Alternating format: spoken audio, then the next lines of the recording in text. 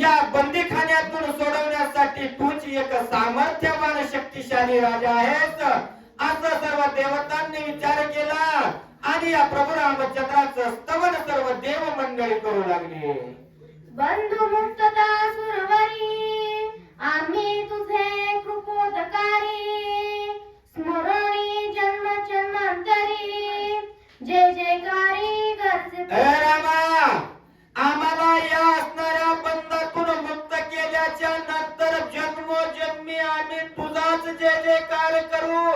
तुझाच असणारा स्मरण करू परंतु तूच एकमात्र असा पुरुष आहेस की या बंधमोच्या मधून आम्हाला मुक्त करण्यासाठी तुझ्यामध्ये सामर्थ्य बाकी आम्हाला मुक्त करू कोणीही करू शकत नाही असा शूरवीर एक असणारा तूच प्रभू रामचंद्र तूच आहेस।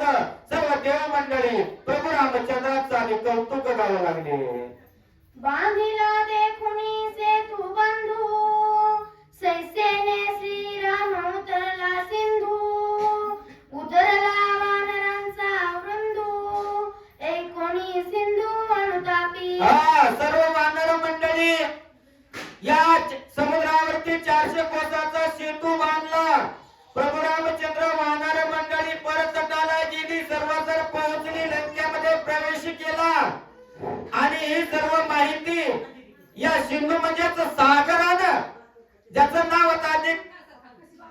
सगर होतं सगरापासून सागर झाला आणि त्या सागरानं ऐकलं प्रभू रामचंद्र लंकेमध्ये पोहोचले त्यावेळेस त्याला मात्र अनुताप झाला पश्चाताप झाला आणि पश्चातापानं काही बोलतोय का